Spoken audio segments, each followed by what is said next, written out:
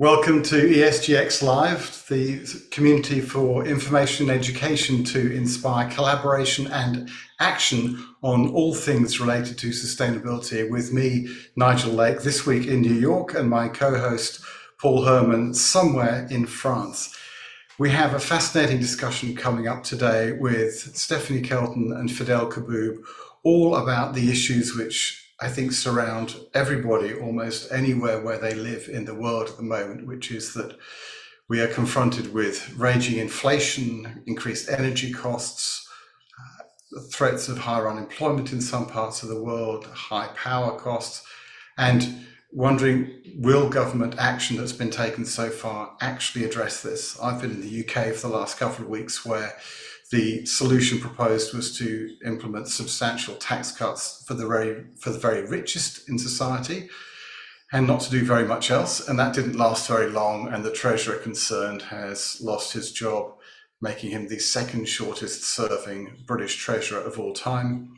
And the one before him died in the job. So it's really quite extraordinary. And will the British Prime Minister survive this week? Even that seems somewhat unlikely.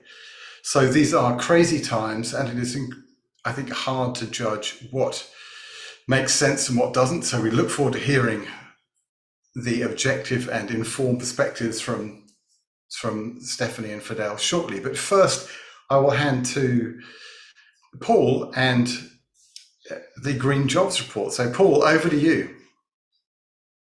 Thank you, Nigel. Good morning, good afternoon, or good evening, everybody. I'm Paul Herman from HIP Investor, and welcome back to ESGX.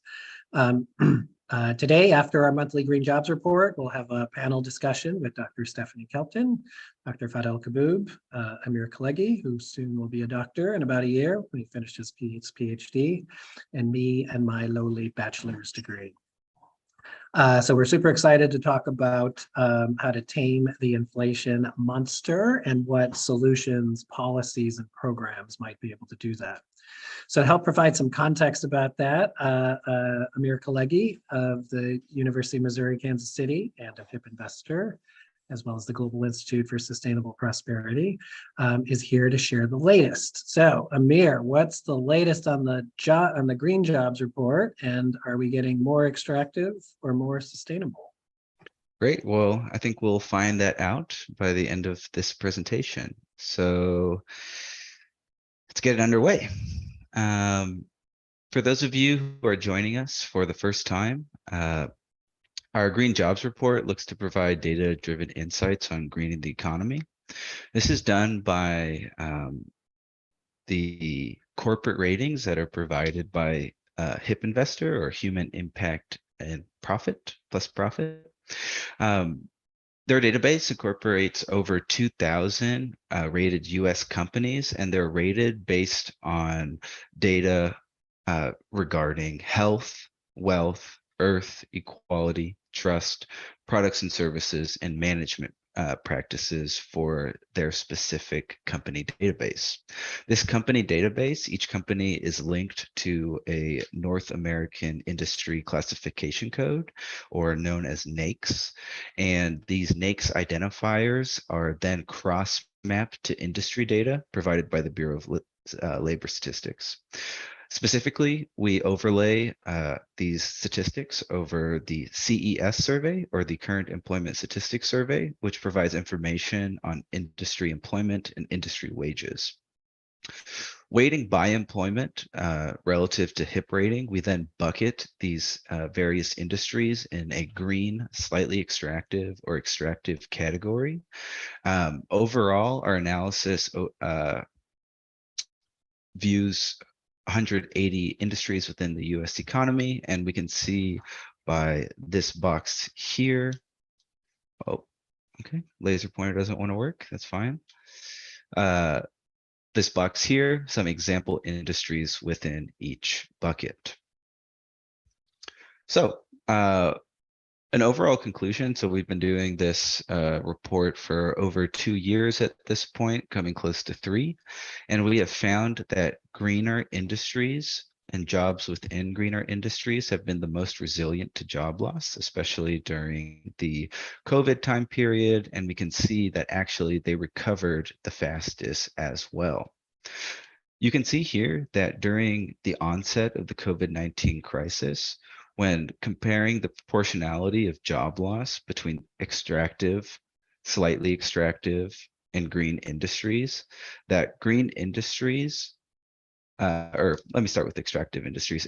Extractive industries were reduced by 3 times the amount proportionally as compared to greener industries.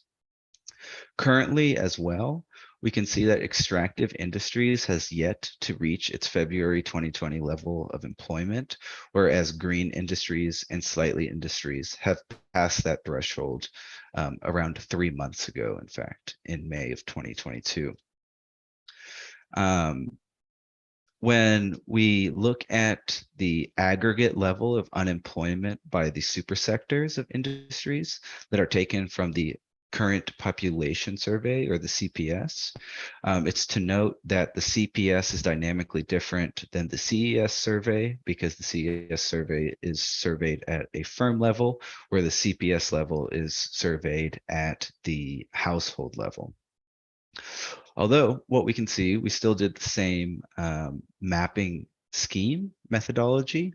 And we can see here that green industries as of September 2022 has an unemployment level of 1.8%, slightly extractive 3.4%, while extractive industries have 4.8% unemployment, dramatically higher than the economy overall rating. So as we build back to full employment, we have taken an aggregate look at the economy and the hipness of the economy. And we can see here that as unemployment increased during the COVID-19 crisis, so did the HIP rating of the overall economy. But this is due to the lack of resiliency of lower HIP rated industries, and the lower HIP rated industries proportionally lost more jobs. Therefore, what remained were the higher rated industries. So as we built back, we can see that unfortunately, we have built back to more extractive industries and haven't gone to the narrative of building back better. So obviously we advocate towards focusing on greener industries, building towards greener infrastructure. How do we do that? Repurposing old extractive jobs, perhaps dealing with oil extraction, and repurposing these types of employment to help further greener infrastructure. If you've joined us before, we've done multiple discussions over this, especially as it pertains to the job guarantee and in the framework of MMT, perhaps something that will be touched upon later in this discussion.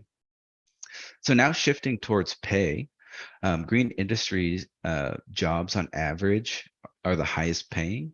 So looking at the average annual earnings, there is a large margin of pay discrepancy between green industries, slightly extractive, and extractive industries. Moving on, so this is kind of relevant in terms of the discussion on inflation. So there's a lot to unpack with this graph here. So I'm going to start with the most current data. So when looking at wage growth since January 2010, green industries' average annual wage has increased by around 57%. Slightly extractive is 54%, while extractive has shown the slowest wage growth at 43%. We can see here that over the decade of 2010 to 2020, the average annualized year-over-year wage growth was sitting around 3% for green and slightly extractive, where extractive was the lowest, bucketing of 2.5% growth year over year. Right around April, the onset of COVID-19, we saw a large spike in the growth of real wages, which is odd, but it can be explained, right? Which we'll have an additional information on that on the next slide. But when we're looking over the course of the year-over-year growth from 2020 to 2022, we can see a large uptick in the annualized wage growth, with the highest proportion of growth being in green industries of 8.2%, slightly extractive 7.1%, and extractive at 6.6%. And Amir, this is, this is a dramatic shift in only 2.5 years since the beginning of COVID. So you could say that it's wage inflation, or you could also say that it's catching up, and that 3% wage increases over a decade may not have been enough. So when we get into the panel discussion in just a minute, it'll be good to dig into this, because there's also things like supply chain constraints that are contributing to goods inflation. But at least for labor inflation, there's been a major shift since COVID. And if you followed us before, we were tracking a lot of the topics at the beginning of the year with the great renegotiation, and there's multitude of names for this phenomenon, but we saw that the bargaining power for the employee raised dramatically and having agency in dictating their wages. We see a minimum wage increase to $15. We're seeing improvements in the leisure and hospitality sectors, offering bonuses perhaps for signing on, more attention to perhaps paying down student loans, or even offering further education, along with better health benefits as well. But I don't want to forget about this large wage increase here, and how is that explained? So when diving into archived articles, we can see that the real hourly earnings in April 2020 actually increased by 7.5%, but it's reflecting the loss of lower paying jobs. So if we go here, and if we were to look at the increase for green industries, it actually has the lowest increase in wage at this time, which is directly correlated with the resiliency of the green industry sector. As you can see, reflecting lower paying jobs being, either being destroyed, and due to that, the averages in real wage being extremely inflated. As we can see here, the largest slope being in extractive industries. So as we transition into the inflation discussion, we should, maybe touch upon the approaches to taming inflation from a policy perspective and a Fed perspective. I'm sure Dr. Stephanie Kelton and Dr. Fadhel Kaboub can more delicately explain it. But keeping all of that in mind, is it actually an appropriate approach for the Fed to increase interest rates to simulate higher unemployment? And is that the ethical or even logical way of taming inflation?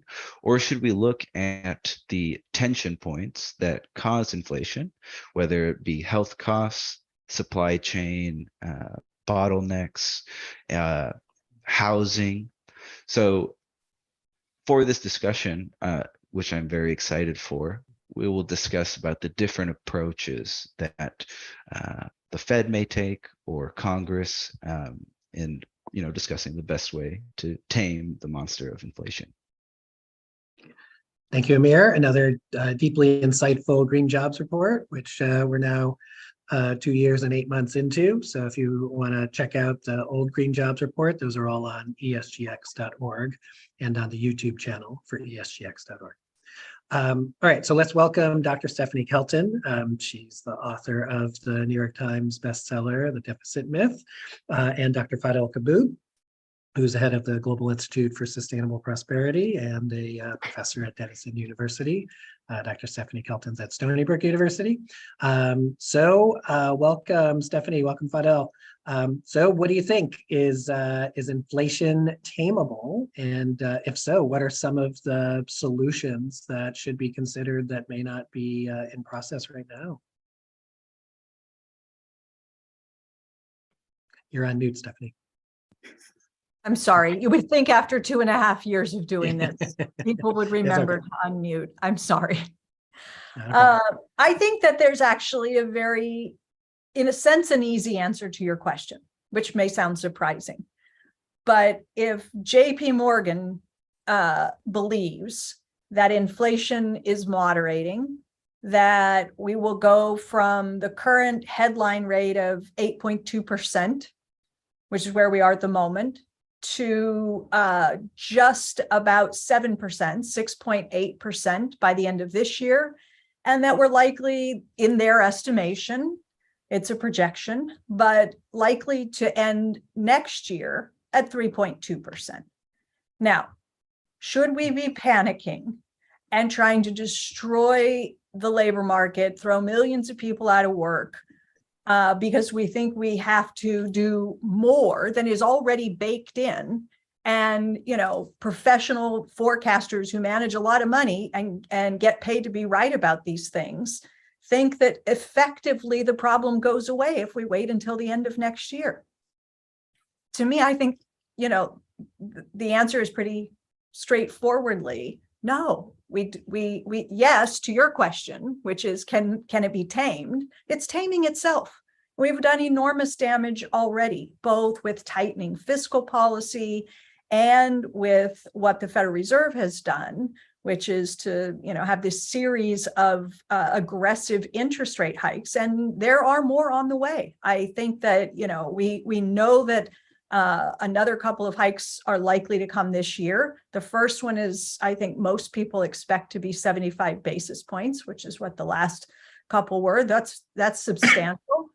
We could get 2 of those in a row. And as you probably all know, there is a lot of concern out there now about interest rates going too high, too fast, and breaking something. And you hear people talking a lot about something breaking, something in the financial system. The rate hikes themselves are effectively designed to break something. They're designed to break the labor market. They're designed to break opportunities for people who want to find jobs. And the Federal Reserve is basically saying, we don't want so many people being successful in the labor market. We don't want workers successfully negotiating higher wages. We want to break the labor market. And so the answer to the question, second part of the question, does it make any sense? Not to me, it doesn't. Well, absolutely. I agree with you, Stephanie, and to your point about what the Fed is doing. I mean, they've been very explicit about what they're trying to do, which is slow down the economy. And if that means a lot more unemployment, then so be it, according to the Fed. Even though the Federal Reserve Bank of San Francisco has produced excellent research decomposing the sources of inflation, looking at how much of the inflation that we've been experiencing comes from the supply side versus the demand side, meaning strong wages and strong labor market. And the majority of our inflation comes from the supply side, which is outside the jurisdiction of the Fed or any central bank. And yet we're determined to throw innocent people under the bus from the demand side to cause a recession to tame inflation. So from my perspective, to really tame this inflation monster in the US and globally, you have to go after the actual sources of inflation. And in the case of the US, if we look at it in the last, pre-COVID and post-COVID, pre-COVID, we had 4 major inflation pressure points: health, higher education, energy and transportation, and housing. So those existing pressure points are still there. And then we have the COVID global supply chain disruptions, the traffic jams in the oceans, and all of that. So raising interest rates is not going to do anything to undo damage other than waiting it out, basically, and hoping for the best. And then with the conflict in the Ukraine that affected energy prices and food prices globally and manufacturing prices because of the raw materials that come out of the Russian economy to China and India. Raising interest rates here in the US is not going to end the conflict in the Ukraine.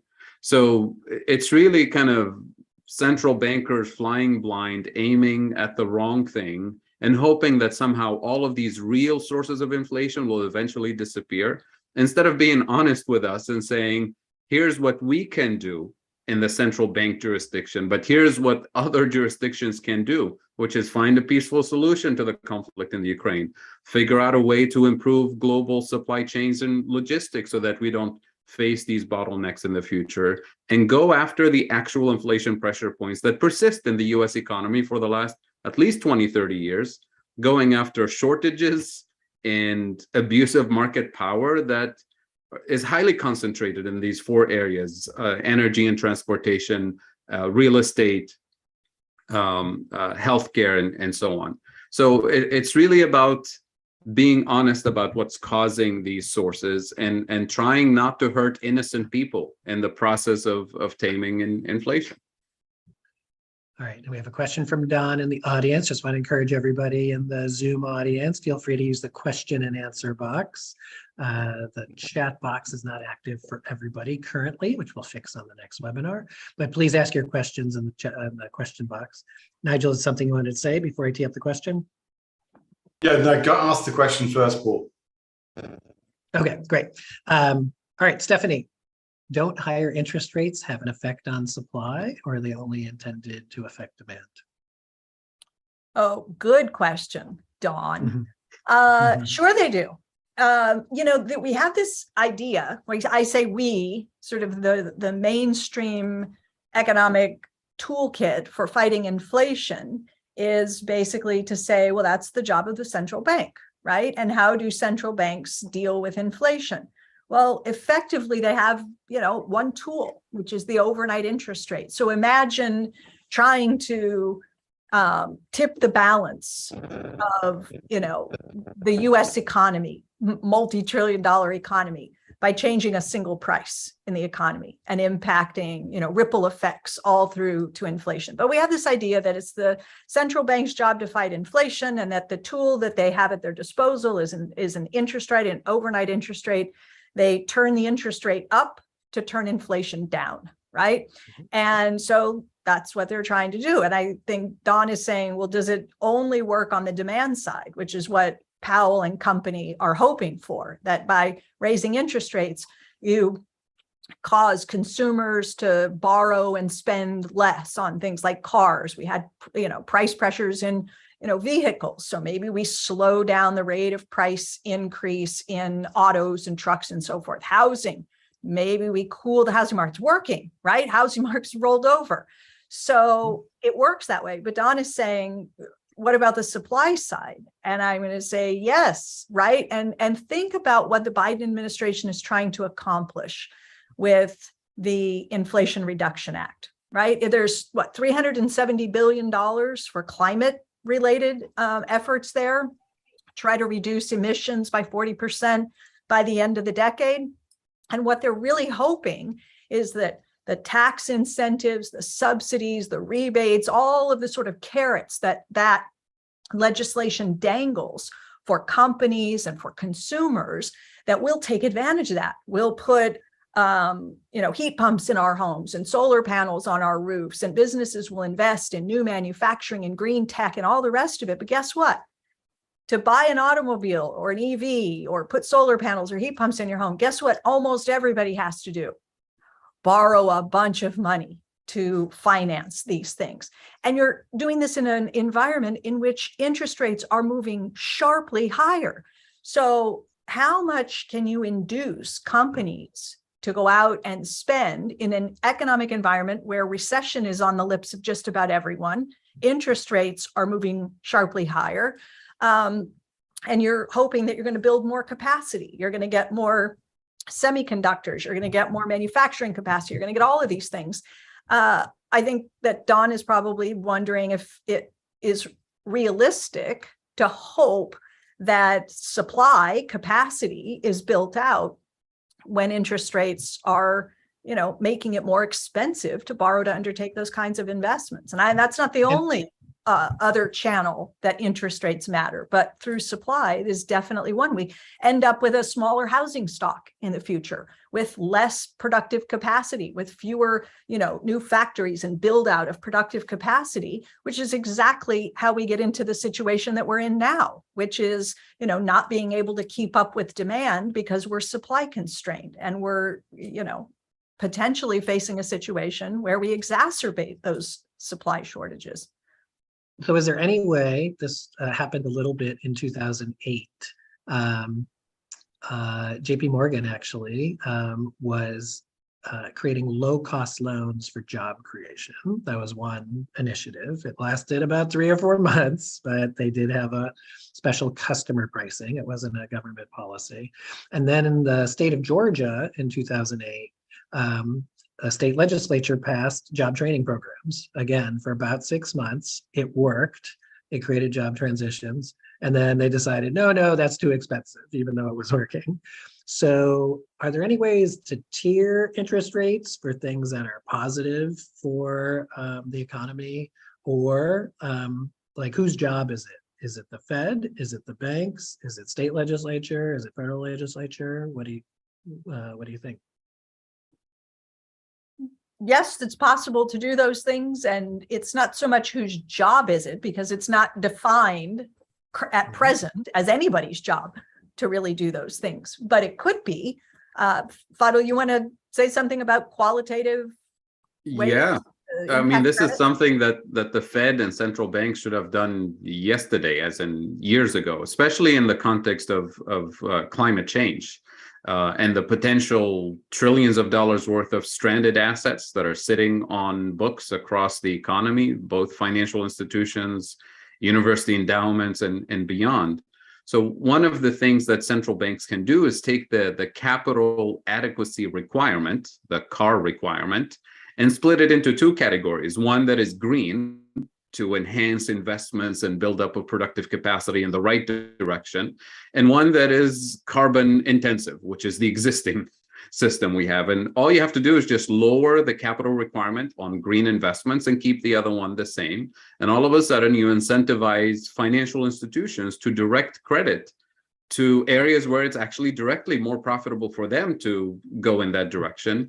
And that allows them to do what JP Morgan attempted in 2008 as an experiment, but to do it on a system-wide approach. So now all of a sudden, if you're borrowing to build a startup company or to invest in productive capacity that is clearly defined green and resilient in terms of jobs, in terms of its carbon footprint and so on, you would automatically benefit from a lower interest rate. So these higher interest rates would not affect you. So it will give us double the effect of the Inflation Reduction Act, but with action that is directly designed to decarbonize the financial system, get rid of potential stranded assets, and minimize the financial risks that is sitting on all of these books. That is, climate-induced financial risk. So there's lots of things that central banks can do other than raising the interest rate that will actually move us in the right direction. Fadhel, are there any examples of the split CAR rate? So, for example, El Salvador is having this experiment with Bitcoin, as a store of value and a payment. Costa Rica, the Department of Oil in Costa Rica is under the Cabinet of Natural Resources. So there's experimentation there. So out of the 200 countries in the world, is anybody experimenting with this? Are there any examples at the national, regional, or city level? The short answer is no. Are there proposals and rigorous studies? Absolutely. NGFS, which is the Network for Greening the Financial System, has been putting out, fantastic resources over the last at least 10 years.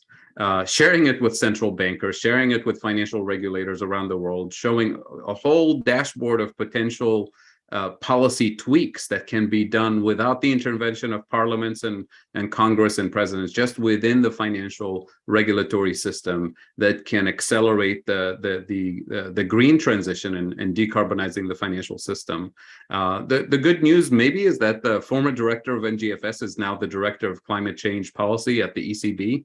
So I'm hoping that in the next few weeks and months, we'll see some serious action from that large bookshelf of ideas that NGFS has developed over the years. Okay, that sounds promising. That sounds actually possible, since Europe does seem to take this more seriously than the States. Nigel, any innovation going to come? Yeah, well, I was just going to add, because I know Fadhel's talked about this before, but the other part of this is there's still a huge subsidy in favor of fossil fuels. And if even part of that was redirected to things which were beneficial in addressing this set of problems, that would make a massive difference. I don't know if it's even thinkable that it could happen, but it seems crazy that it doesn't. It sounds like common sense, right? It should have been done yesterday, and yet here we are. And especially, I mean, after the energy crisis coming out of the Ukraine-Russia conflict, it was almost like the fossil fuel industry coming back with a vengeance, saying, well, here, you can't live without us. Remember, you wanted to decarbonize and move to renewables. Now everybody wants, fossil fuels. Now everybody's calling for more drilling and more pipelines to deliver to Europe. But remember that, all the calls, especially in Europe, to decarbonize the German economy, to double down on renewable energy investments, to put in place a Green Deal, were all pushed away by German politicians. And we can't afford it. We don't have the money. Instead, they went ahead and built a second pipeline from Russia and said, we don't have the money. Then as soon as the conflict starts, all of a sudden 100 billion euros are available for military and defense investments. And all of a sudden money is available to build pipelines all the way from Nigeria, all the way from Senegal, to deliver natural gas to Europe, and put in place all of these and LNG facilities all over the European continent.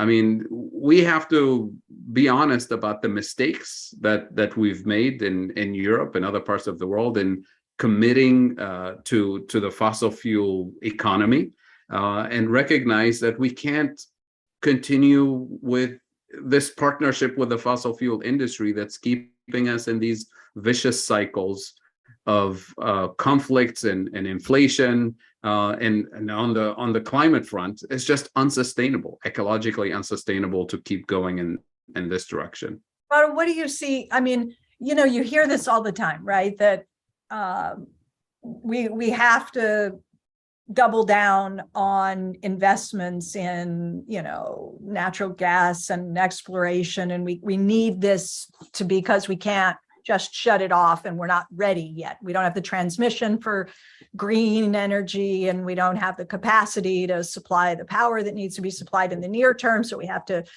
provide more permits and get offshore and, more federal land and open it up. And the shareholders, the major fossil fuel companies, are saying, no, we don't want to make these investments, right? So you hear people make the excuse, well, if only the Biden administration would do more with the permitting and do more with opening up. And you say, they've done that. They've done it. But the shareholders in many of these large fossil fuel companies they got burned badly, and they're saying, we don't want to do that. So it's a sort of canard that I feel like not enough is done by the administration to sort of help the public understand that the shareholders saying, no, we like it the way it is because we can remain very, very profitable just by gouging the consumer, right?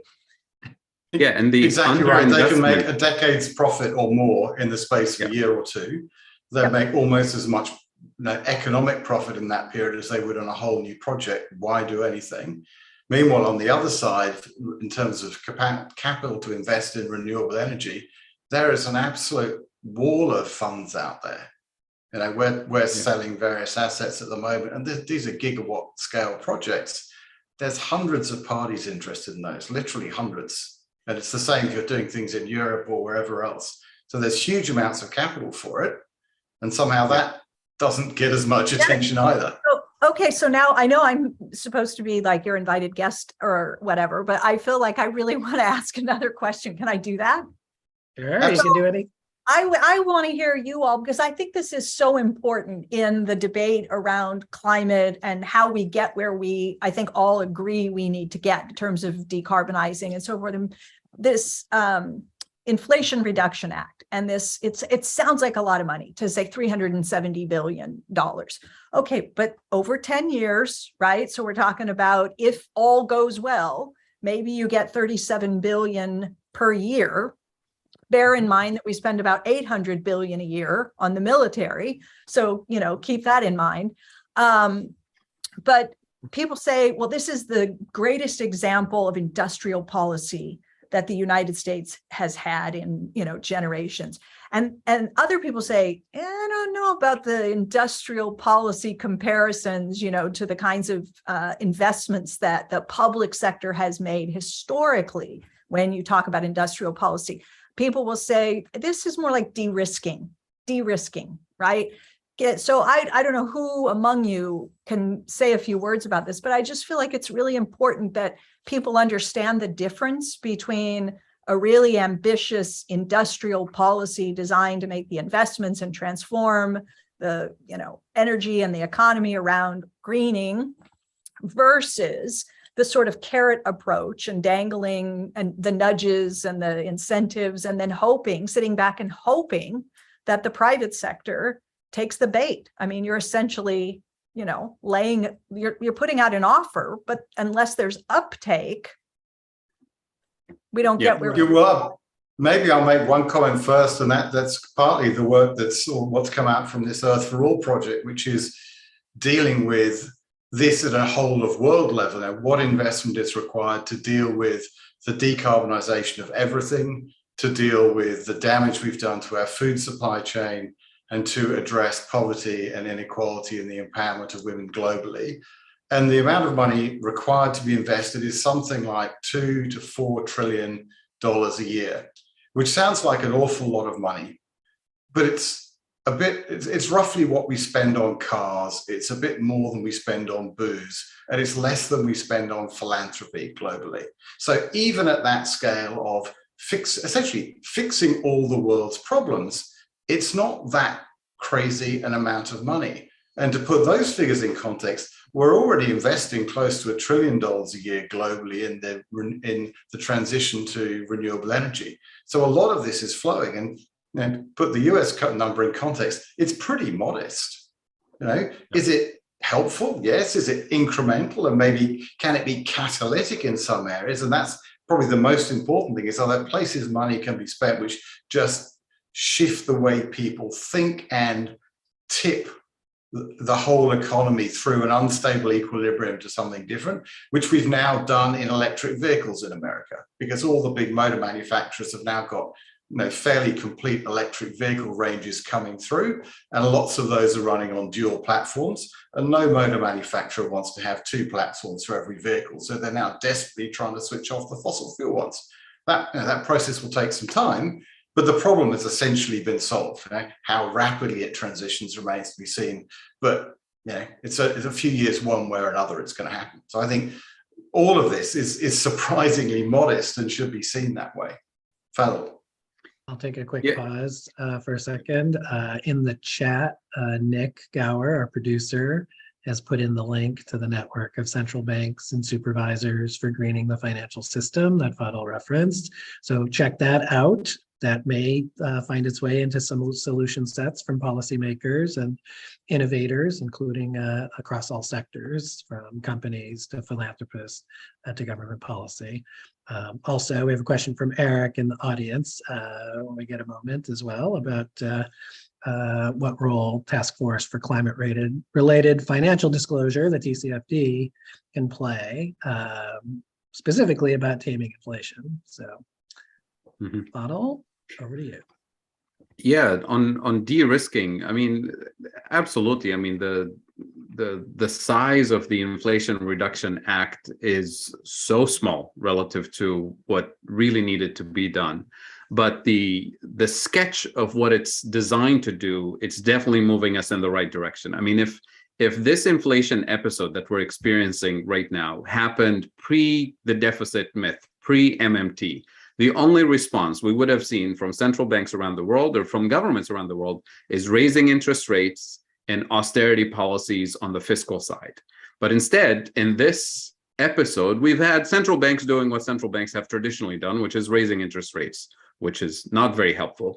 But on the fiscal side, we have a government act of Congress, essentially, called inflation reduction, and it's doing exactly what MMT economists have said should have been done 10 years ago, which is increase productive capacity in strategic areas, including renewable energy. If you couple it with the student debt partial cancellation, if you couple it with strategic investments in high-tech manufacturing here in the US, if you include the component of the Inflation Reduction Act, whereby the government will negotiate the prices of 20 key prescription drugs for US consumers, all of this is moving us in the right direction because it's increasing productive capacity in strategic areas, and it's taxing and regulating at least some of the abusive market power that we have in the US economy. But what would have been the ideal Inflation Reduction Act is something like the Green New Deal proposal, which was designed to target 4 major inflation pressure points by increasing productive capacity in health, education, energy and transportation, housing and healthcare, and taxing and regulating abusive market power out of existence. We couldn't have that on the table because of the politics of where the country is. Instead, we had eventually the Build Back Better Biden version of a mini Green New Deal, and that was not acceptable enough. So we ended up with a much, much smaller intervention, moving in the right direction in the form of the Inflation Reduction Act, in the form of some strategic investments in productive capacity, some partial reduction of student debt, but really no tremendous transformation. So we've shifted the needle. We're moving the needle in the right direction.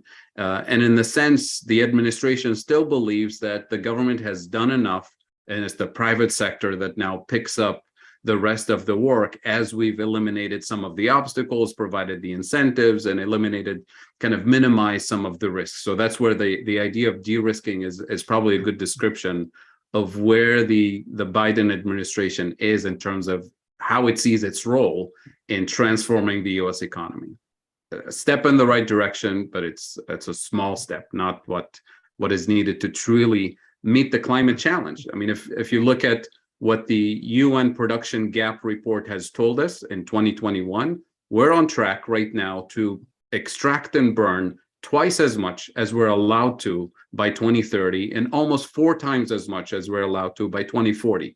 So we're pressing on the accelerator instead of hitting the brakes and moving in the opposite direction in terms of decarbonizing. So this to go back to your point, Stephanie, about shareholders' role in the fossil fuel industry, there's 2 types of shareholder reactions. There's the shareholders who say, let's keep the fossil fuel investments low and keep the system starving so we can get the higher prices and higher returns. And there are the shareholders who are watching the world and saying, when will the world actually truly commit to decarbonizing? Because that's when I'm going to move to the other side and get really the higher returns from the renewable energy. So it's those 2 types of investors that governments around the world should be thinking about and should be nudging with regulation, not with more incentives to pump more fossil fuels. And unfortunately, we're not there yet, but that has to be part of the discussion yesterday, not even today. And I'll just chime in with a couple things and then tee up a question for Stephanie next. We mentioned the military. The military actually is greening its own energy chain. That actually started happening under George Bush Jr. In terms of the military policy. The Department of Defense policy was shifted from go renewable if it makes sense to you will go renewable unless you prove to us it doesn't make sense. And by the flipping of that procurement policy and that real estate policy and that facilities policy, it sparked that. So there's actual deputy secretaries in charge of that transition. And the military also sees it as self-sufficiency, because if the supply chain for oil is broken to fill tanks, that is a life-threatening situation. In addition, in terms of like incentives versus policy, the answer has got to be both. We're in a world of multi-sector solutions. So we need both incentives, which we've had greenhouse gas pricing incentives and greenhouse gas trading markets and carbon markets. And we also need leadership from various forms of government. You can see some of those in climate action plans at the city and state level. Unfortunately, those climate action plans are mostly unfunded. So we have some solutions for climate action plan funding on the HIP Investor website for cities and counties, and have helped guide some cities and counties to do that. But you know, the solutions that we're talking about on here, including lower cost of capital for green projects. McKinsey has a cost curve which shows that there's a cost curve for some and a profit curve for many. So reducing greenhouse gases can be positive return on investment. All right, we have about 14 minutes left. Stephanie, I want to make sure and unleash your full vision for the future. If you could pick one or two or three or however many people, either to switch places with, where you could implement policy, or to, for them to listen to you, who would need to do what? What would, who has power to do what? CEO of a bank, Federal Reserve, president, the G20. Advise.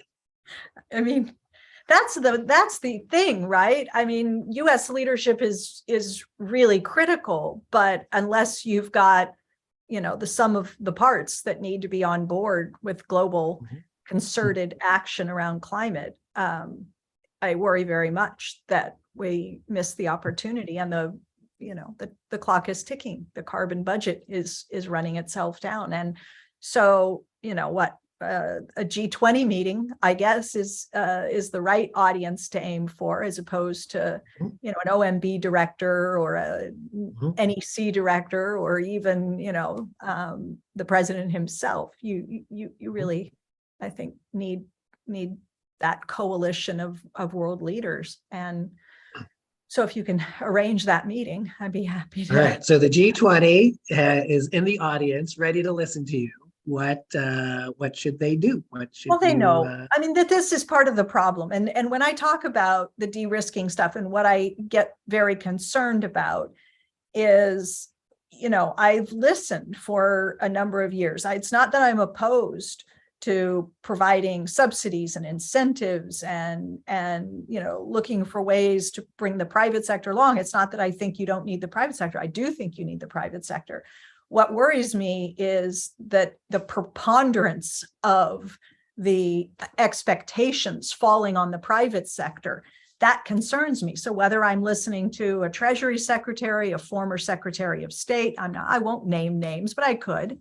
And you hear repeatedly comments like, the government, federal government can't do this. Yet we can't afford to do this. It's got to be the private sector stepping up and financing the transition. This pay for thing, and the idea that there just simply isn't enough money to allow governments to make the kind of bold investments that have to be made.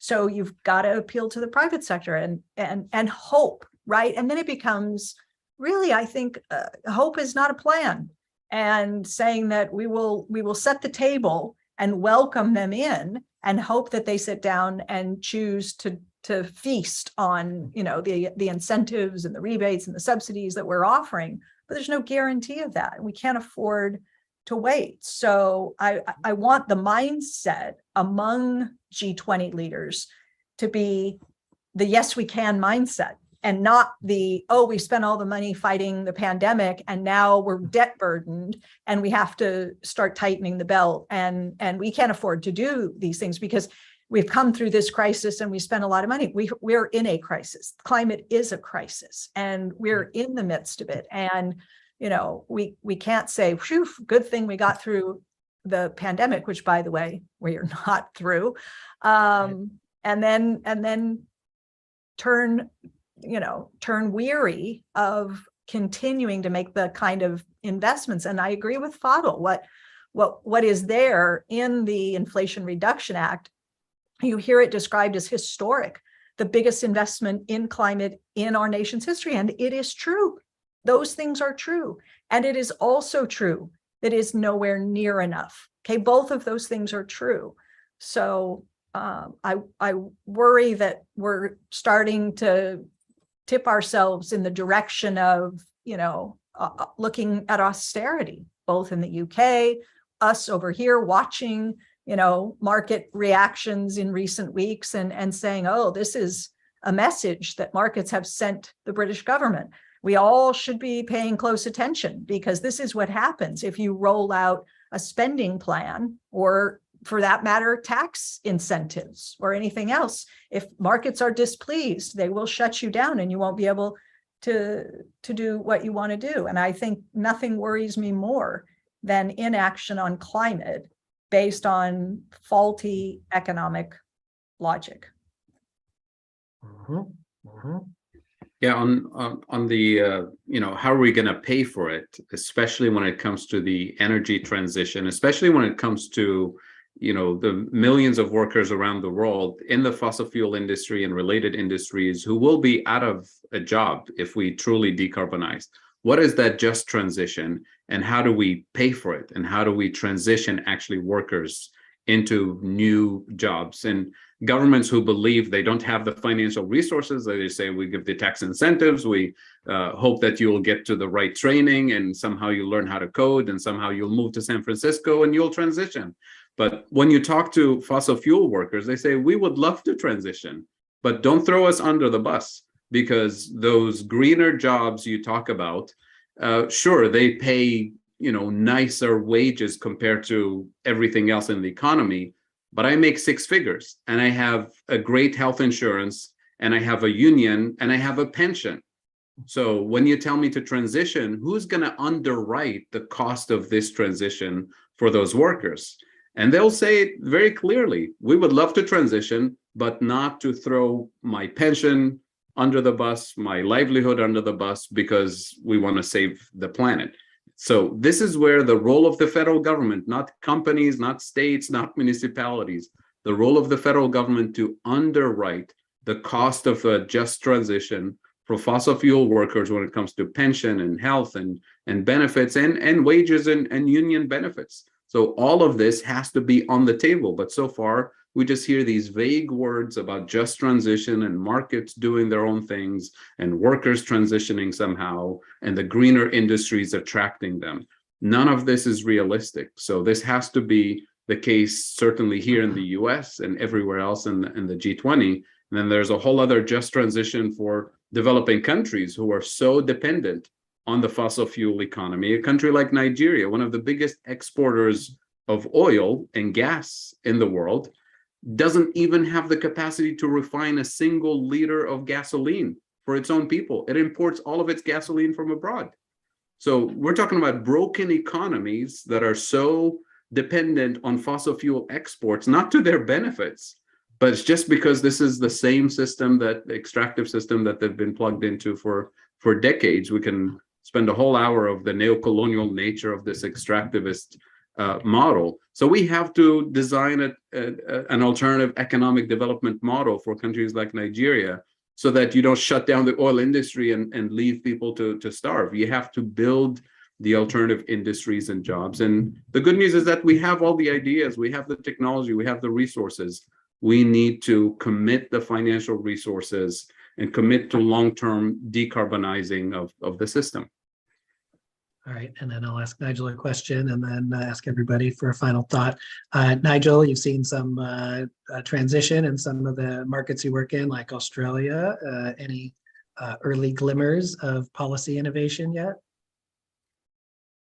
I think one simple thing has been the government getting out of the way. The Australian government was just a massive break on activity because it was so opposed to any kind of investment in renewables. Despite that, there has already been significant investment. And over the last 3 to 6 months, I think we've seen that increase dramatically. So even simply just having a slightly more positive environment has been helpful. I think the other thing is it is about, there are simple things governments can do that are just easy and don't cost money, like procurement. And I think the US government is doing this and state governments are doing this, which is just start buying electric vehicles. You've got to buy vehicles. They're going to be cheaper to run. The lifetime cost is lower than the other kind of vehicle, and you were going to be buying cars anyway. So that actually doesn't cost you money, it saves money, and it underwrites the expansion of capacity in your domestic manufacturing. It seems like an absolute no-brainer. And I think the more you look at these things, the more you find that there are a series of actions which can be taken, same with procuring power, etc., which just make sense. So yes. And while that is a no-brainer, unfortunately, the U.S. Postal Service has just authorized a big purchase of fossil fuel vehicles and a handful of electric vehicles. So logic still eludes us. All right, so as we wrap up in our final 3 minutes here, go from Nigel to Fadhel to Stephanie. So inflation taming, what's the essential next thing happening? And if you want to guess on when interest rates come down. Well, the good news is that all the strategies for taming inflation long-term happen to be very consistent with climate action, including decarbonizing the system, investing in productive capacity, going after abusive market power of oil and gas companies around the world. But I'll close just by amplifying the point that Nigel made about procurement and transportation in general. Even if we're successful, 100% at taking, say, 300 million vehicles from North America off the streets and replacing them with electric vehicles, we have to have a plan in terms of what to do with those 300 million vehicles. Are we going to ship them to be consumed as secondhand vehicles in Nigeria and India and Tunisia and other places? If that's our plan, then we're really doomed. We're not putting a dent in this climate action. So most people in the global south, as in the global north, they don't really want a car. They want to get from point A to point B in a safe and clean and efficient and convenient way, which means public transportation that is decarbonized has to be part of the big solution for urban transportation and kind of as a process of decarbonizing. And unfortunately, we haven't really scratched the surface of how we're going to design it, how we're going to pay for it, how we're going to resource it, both in the global north and especially in the global south. So that has to be a big component of the discussion in the weeks and months to come, hopefully. Great. And Stephanie, your final wrap up?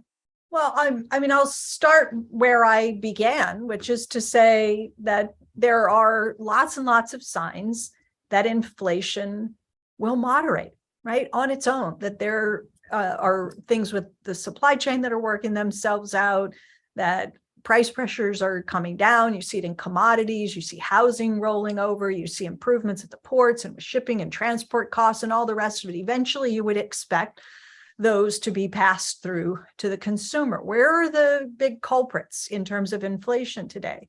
Energy costs. So Putin, and I would add, speculation in energy oil markets, supply chain disruptions, COVID.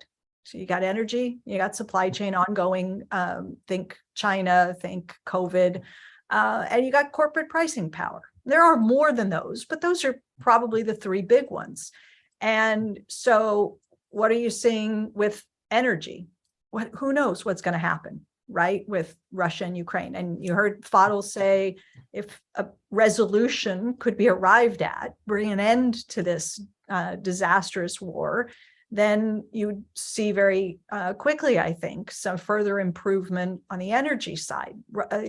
Thinking about, what Germans and Europeans and others are facing this winter and potentially beyond is just unimaginable, what these people are facing. And yet here we are. So we need something positive to happen on that front. We're facing another wave with COVID. The winter is going to be very hard. So we don't know what's going to happen with supply chains. But if things go more right than wrong and things continue to improve, then I think the JP Morgan scenario of ending up next year with inflation, right around 3%, well, that's taming the inflation dragon, in my view. And then on the corporate pricing power, corporations have all this pricing power right now because consumer demand has remained relatively strong through the last year and a half, 2 years. They haven't really seen the huge pileup in inventories that result from consumers pulling back. So if the Fed gets interest rates up high enough to induce, a big shock in the labor market and a recession, inventories will pile up and companies will lose that, pricing power. The margins will come down, and people like Lyle Brainard, who's the vice chair of the Federal Reserve, was saying just in a speech last week that if margins just come back down to more normal levels, she said, it would meaningfully help to ease inflationary pressures for consumers. So we're going to get there one way or the other. I hope it's not the ugly way, which is, a recession and companies losing their pricing power. I would like us to be able to see the Fed recognize that it's already done enough and probably far too much. Let's sit back and let everything sort of play out. And by the end of next year, we could be in a very, very different and much improved place. Great. Thank you, Fadhel. Thank you, Dr. Stephanie Kelton. Thank you, Dr. Fadhel Kaboub. So this has been Taming the Inflation Monster with ESGX. Nigel, would you like to preview what's coming up?